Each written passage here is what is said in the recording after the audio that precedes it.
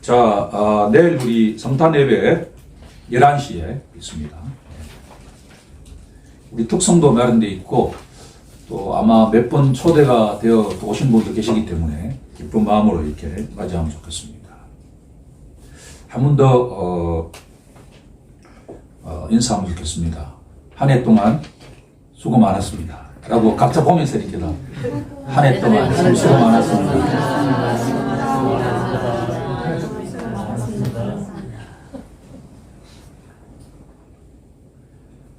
제가 목요일 날 우리 그 합창 공연 갔다 오는 뒤에 금요일 오후에 요즘 낮잠 안 자거든요.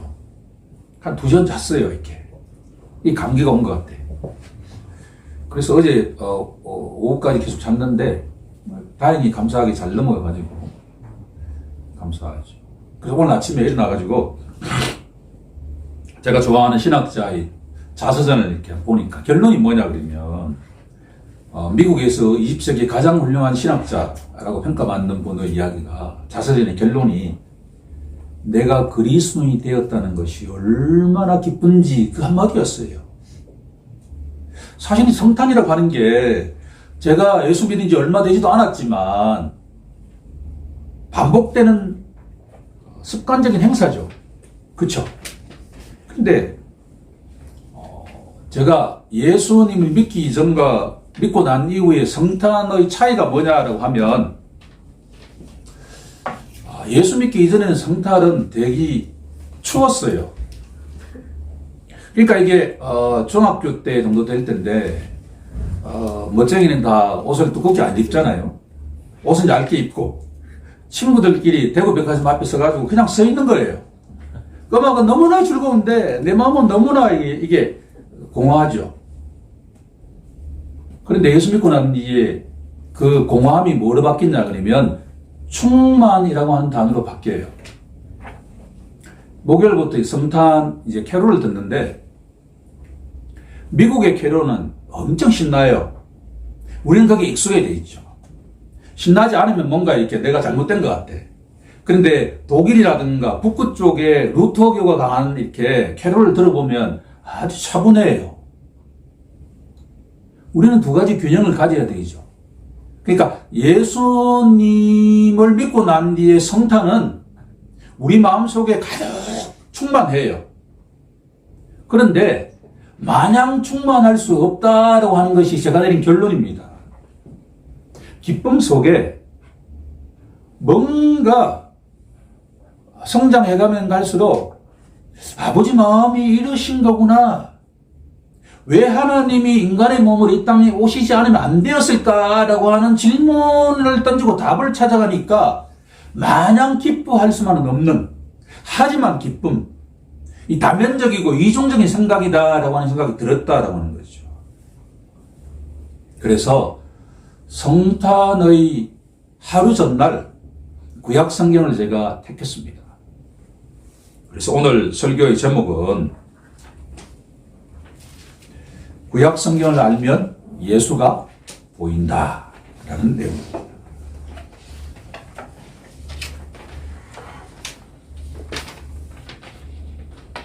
오늘 설교의 시작을 예수라고 하는 이름부터 한번 이야기를 해보죠. 예수라는 이름이 유고의 아버지인 요셉이 지은 게 아니잖아요. 천사가 나타나서 이름을 예수라 하라 라고 해서 예수를 지었잖아요. 그런데 예수라고 하는 의미가 무엇인가 라고 질문한다면 바로 그 유명한 마태복음 1장 21절 말씀이잖아요. 아들을 낳으리니 이름을 예수라 하라.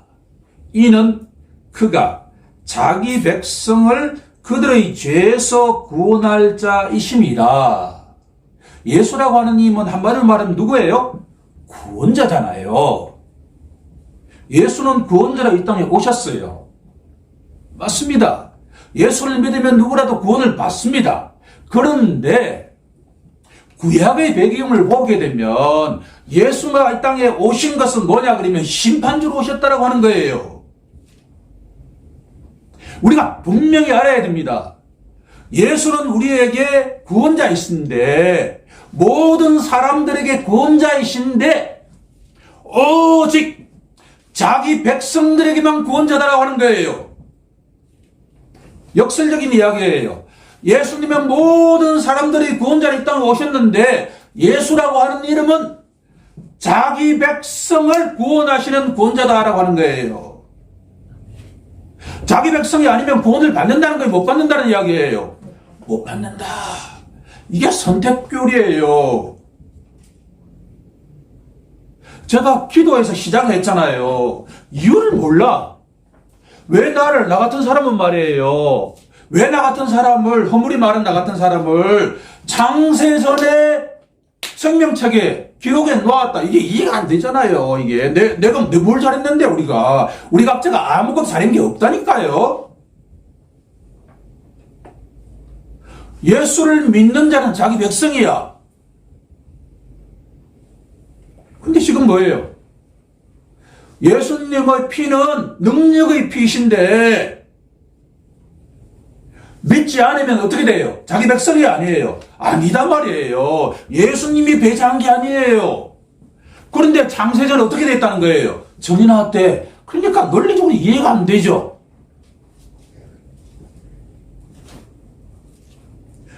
예수라고 하는 이름 속에 복음의 모든 게 다 들어가 있어요. 예수님이 땅에 오신 것은 뭐냐 그러면 구원자로 오셨는데 스바냐서에 들어가게 되면 사실은 구원자 이전에 누구로 오신다 그러면 심판주로 오셨단 말이에요. 왜 자비와 긍휼이 풍성하신 사랑이 풍성하신 하나님이 사람들을 심판하실까?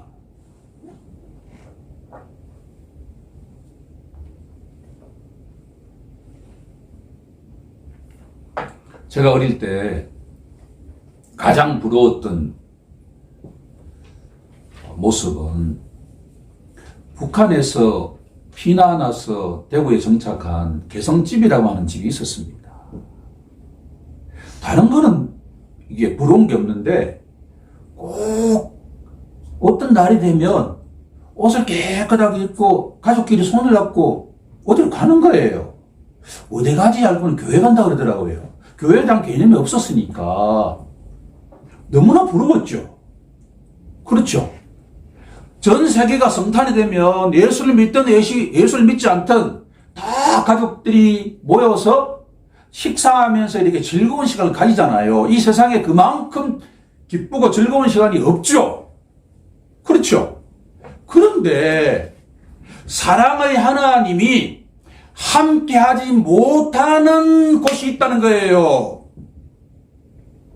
모든 사람이 성탄이 되면 다 모여서 위로하고 격려하고 이렇게 식사를 하면서 나누는데 어떤 한 분은 절대로 이게 해결이 되지 않으면 함께하지 못해. 그분이 누구냐? 하나님이다라고 하는 분이단 말이에요. 우리가 성탄 속에 말이에요. 아무리 사랑하는 자녀들이, 사랑하는 부모님이 함께 모여서 아무리 좋은 곳에서 아무리 좋은 음식을 먹어도 누가 그 자리에 없으면 우리에게는 아무 의미가 없죠? 하나님이 함께 하지 않으면 아무 의미가 없잖아요, 이게. 그게 예수 믿는 자 아니에요? 초대교회 성도들이 말이에요. 예수 믿는다는 이 하나의 사실 때문에 직업도 박탈당하고 살아갈 수 없는 그 가운데에도 지하 동굴에서 말이에요. 함께 예배 드리면서 그 마음에 기쁨이 솟아났단 말이에요. 이유가 뭘까요? 누가 함께 하시기 때문이죠? 하나님이신 예수 그리스도가 함께 하시기 때문에 기쁘잖아요. 그런데 이마누엘 하나님이 함께하지 못하는 곳이 있단 말이에요. 그게 뭐예요? 예수라고 하는 이름 속에 들어가 있잖아요. 뭐 때문에 그렇죠? 뭐가 있는 곳에 하나님 함께하지 못해요? 죄가 있는 곳에는. 예수님이 땅에 오신 것은 딱 하나뿐이에요. 자기 백성을 뭐에서 구원하는 거죠? 죄에서 구원하잖아요. 하나님이 가장 싫어하는 것, 절대로 함께하지 못하는 그것이 뭐냐 그러면 바로 죄라고 하는 거란 말이에요. 보기에 따라서는. 제 스스로 이런 질문을 합니다. 왜 굳이 성탄절을 코앞에 두고서 또 그 재이야기를 해야 되느냐? 그런데 교회에서 재이야기를 하지 않으면 그 교회는 나는 진짜 교회가 아니라고 결론을 내리죠. 왜? 예수가 이 땅에 오신 것은 뭐냐 그러면 자기 백성이 뭘 구원하기 위해서 오셨죠? 잘 먹게 잘 살게 하려고? 아니잖아요. 뭐해서? 죄에서 해방시키기 위해서 오셨잖아요. 메시아이신 예수가 말이에요. 우리를 이 땅에서 물론 좋은 집에서 좋은 직장에서 좋은 배우자 만나서 좋은 부모 밑에서 살아가길 원하죠. 하지만 죄의 문제가 해결되지 않는 곳에는 그 모든 것도 다 뭐냐 그러면 헛개비란 말이에요. 이제 이 정도 되면 스바냐서에 들어갈 수 있는 충분한 배경이 되었습니다.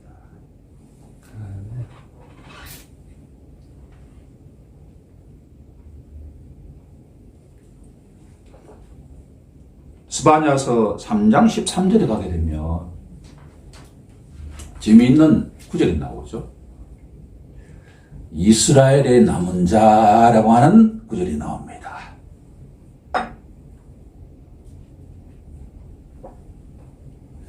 이스라엘 백성들은 아브라함의 후손들이기 때문에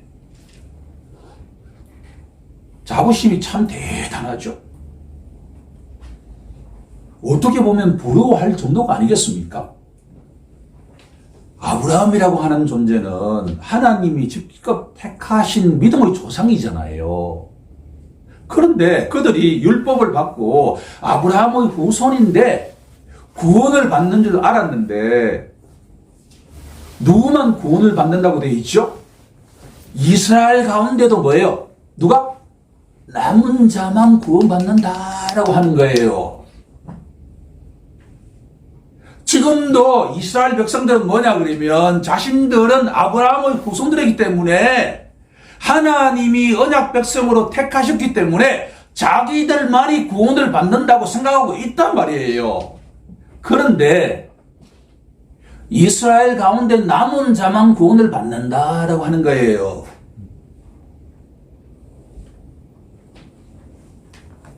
이 말씀을 이해하기 위해서 창세기 6장으로 한번 저는 돌아가기를 원합니다. 창세기 6장.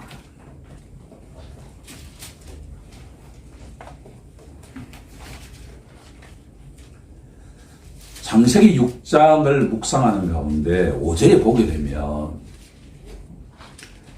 여호와께서 사람의 죄악이 세상에 가득함과 그의 마음으로 생각하는 모든 계획이 항상 악할 뿐임을 보시고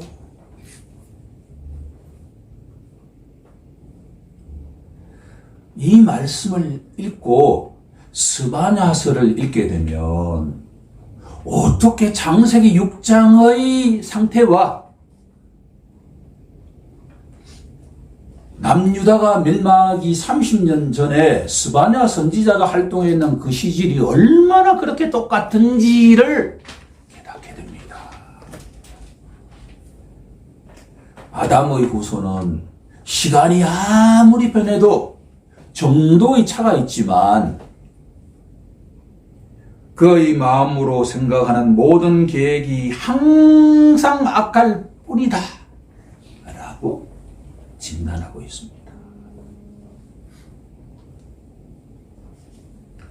땅 위에 사람 지으셨음을 한탄하사 마음에 근심하시고 내가 창조한 사람을 내가 지면에서 쓸어버리겠다 라고 말씀하시죠.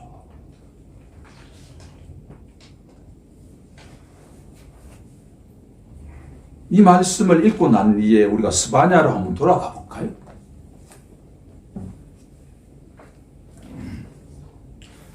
스바냐 3장 9절에 보면 이렇게 되어 있죠. 마지막 9절에 불의한 자는 수치를 알지 못하는도다. 아담의 후손은 그 누구라도 죄인인데 죄가 말이에요. 세상에 사람 속에 쑥 들어오면 우상을 숭배하게 되어 있는데, 우상의 숭배라고 하는 것은 하나님이 아닌 다른 것을 하나님보다 더 높이게 되면 다 우상이단 말이에요.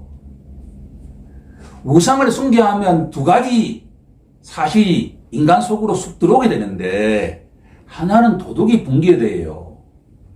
모랄이 없어진다는 것이고, 또 하나는 뭐냐 그러면 의로움이 사라진다는 이야기예요. 불의한 자,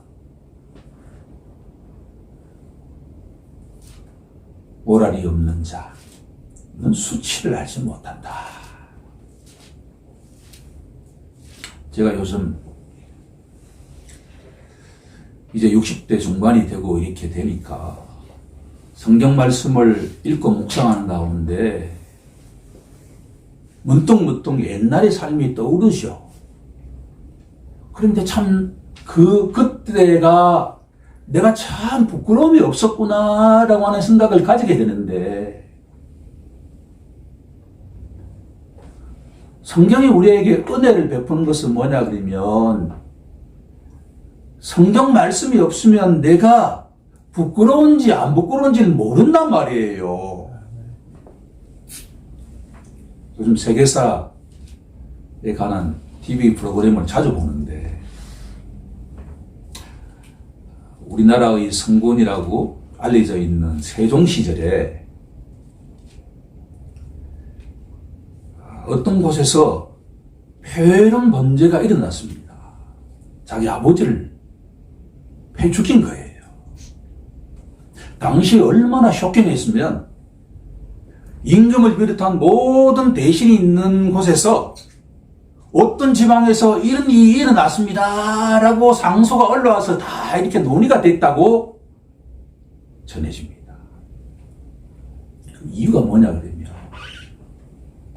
조선 초기만 하더라도 삼강오륜이라는 하는 게 없어서, 율법이 없어서 부모를 패 죽이는 것이 죄가 되는지 안 되는지도 몰랐다는 이야기를 들었어요.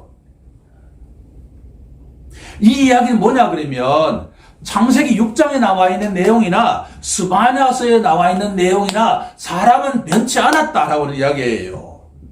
스바냐의 대상은 누구냐 그러면 언약 백성 이스라엘에 대한 내용이고, 창세기 6장은 뭐냐 그러면 아브라함이 아직 택함받지 않았기 때문에 율법도 없단 말이에요. 사람이 살아가는데 항상 돼가는 게 죄예요. 그러면 규범도 없고 사회적인 정의도 상실된단 말이에요. 그런데 우리에게 소망적인 것은 뭐냐 그러면, 창세기 6장 8절에 가게 되면, 우리 창세기 6장 8절에 가서 한번 꼭 읽어보기를 원합니다. 합독해보기를 원합니다. 창세기 6장 8절 시작. 그러나 노아는 하나님께 은혜를 입었더라. 저는 이 내용을 각각 읽어왔습니다. 지금까지 솔직히 제가 말씀드리면 앞에 구절과 뒤에 구절을 각각 읽어왔단 말이에요. 그런데 이번에 성탄절을 앞에 두고 제가 이 본문을 다시 읽으니까, 이미 하나님께서는 세상 속의 모든 사람이 다 항상 죄악을 짓고 있는 그 가운데에도, 하지만 그 가운데 누구를 택하셨다는 거예요? 노아를 택하셨다라고 하는 거예요.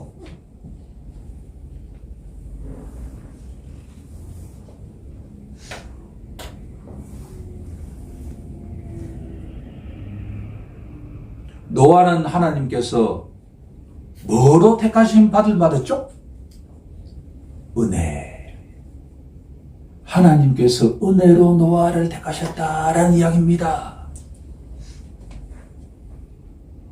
알고 보니까 구약의 모든 내용은 뭐냐 그러면, 창세기 3장에 아담이 원죄를 짓고 난 이후에 인간은 항상 죄악을 지지는 존재가 되었는데, 그 가운데도 하나님이 택한 자, 하나님의 은혜를 받은 자는 어떻게 된다는 거예요? 구원을 받는다, 그런 이야기입니다. 제가 알고 보니까.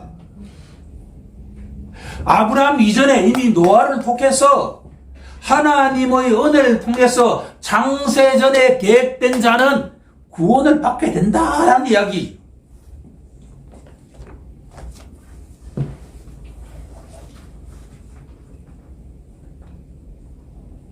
자, 그러면 이제 오늘 본문 속에서 하나님께서 우리에게 던지는 세 가지 메시지를 우리가 한번 정리해 보는 시간 갖도록 하겠습니다. 하나님께서는 스바냐서 3장 15절을 보게 되면 여호와가 내 형벌을 제거하였고 라고 말씀하고 있습니다.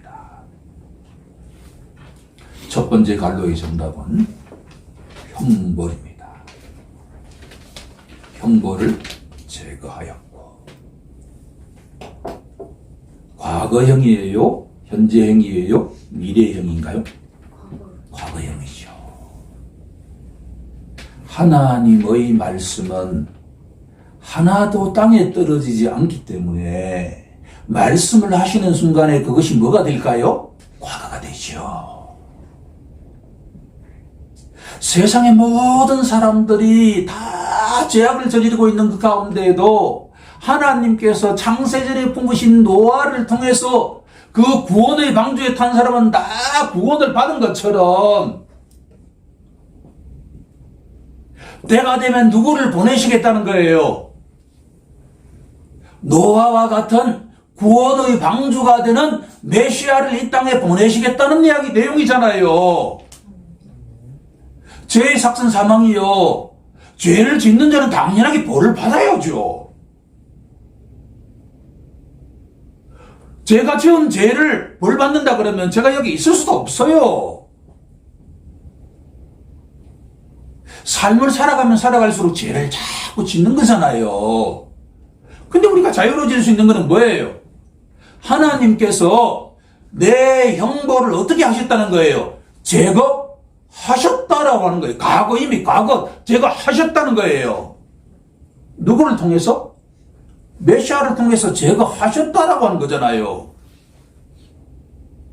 스바냐 선지자가 예언하시고 난 뒤에 600년이 지나고 이 땅에 오신 예수께서 우리 각자의 모든 형벌을 어떻게 하셨다는 거예요? 다 스스로 짊어지고 해결하셨다라는 내용이에요.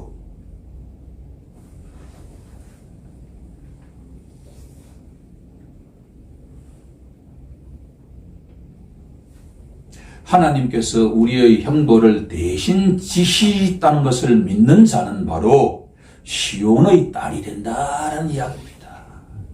이스라엘의 남은 자, 시온의 딸이 된다라고 하는 의미죠. 두 번째는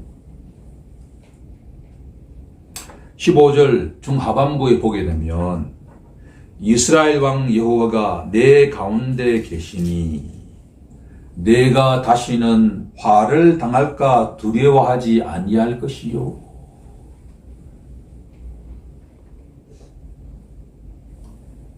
죄의 문제가 해결되지 않은 자에게는 하나님이 함께 하신다 그랬습니까? 함께 할 수 없다고 했습니까? 함께 할 수가 없지요. 하나님이 내 가운데 계신다라는 말씀은 우리의 모든 죄가 어떻게 됐다는 거예요? 다 해결되었다라는 걸 전제하는 이야기지요. 출애굽기 20장에 가게 되면 말이에요. 모세가 율법을 받는 장면이 나오는데 20장 18절 이하에 보니까 이렇게 되어 있습니다. 무백성이 우레와 번개와 나팔소리와 산의 연기를 본지라 그들이 볼 때 떨며 멀리 서서. 모세가 시내산에서 말이에요. 율법을 받는 그 순간에 산 밑에는 모든 이스라엘 백성이 있었는데 그 하나님의 모습과 하나님의 그 소리를 듣는 순간에 다 벌벌 떨어가지고 절대로 하나님이 우리에게 말씀하지 마시고 대신 말해달라고 이야기한단 말이에요. 하나님이 지금 이 인간 속에 오시면 살아남을 자가 아무도 없다는 말씀이지요.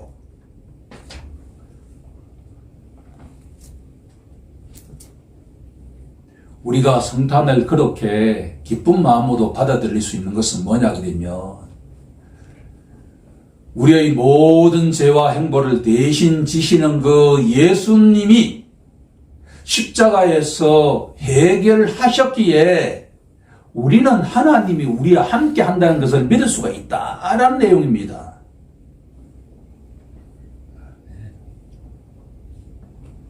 세 번째 내용은 우리의 형벌을 직접 대신 지신 그 하나님이 우리와 함께 하신다는 걸 믿을 때 우리는 구원받는 자가 되기 시작한다라고 하는 이야기죠. 제일 마지막 단어가 바로 구원입니다.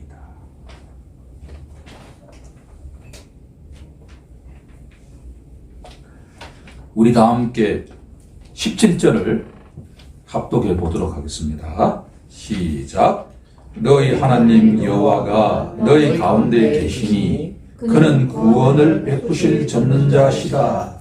그가 너로 말미암아 기쁨을 이기지 못하시며 너를 잠잠히 사랑하시며 너로 말미암아 즐거이 부리며 기뻐하시리라 하리라.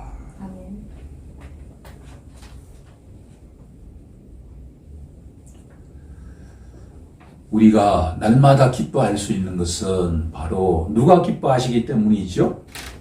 하나님께서 우리 각자를 보시고 기뻐하시기에 우리도 기뻐할 수 있는 거죠. 인간은 뭐냐 그러면 하나님이 비춰주시는 만큼 우리가 살아갈 수 있는 거예요. 하나님이 먼저 누구를 보고 기뻐하신다는 거예요. 우리 각자를 보고 기뻐하신다라고 하는 걸 믿어야 할 줄로 믿습니다. 그걸 믿으면 믿을수록 우리는 기쁨이 생긴다는 이야기예요. 근데 우리가 자격이 있는 자예요? 없는 자예요? 아무런 자격 없어요. 구약 성경을 읽으면 읽을수록 이스라엘 백성 가운데 자격이 있는 자는 아무도 없어요. 노아도 자격이 없고 아브라함도 자격이 없고 다윗도 자격이 없고 모세도 자격이 없고 자격이 있는 자가 아무도 없다는 거예요.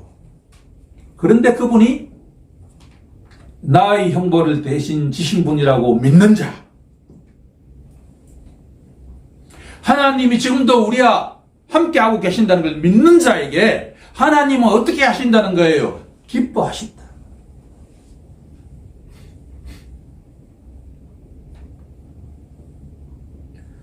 알고 보면 하나님의 영이신 그분이 기쁨의 영이시기에 우리가 기뻐할 수 있는 것이지만 오늘 이 본문을 보게 되면 아버지 하나님이 저처럼 우리처럼 자격 없는 자가 구원받고 난 뒤에 기뻐하신 만큼 우리가 기뻐해야 된다는 말씀입니다.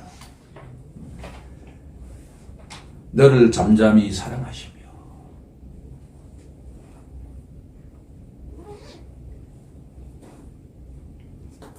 성탄은 바로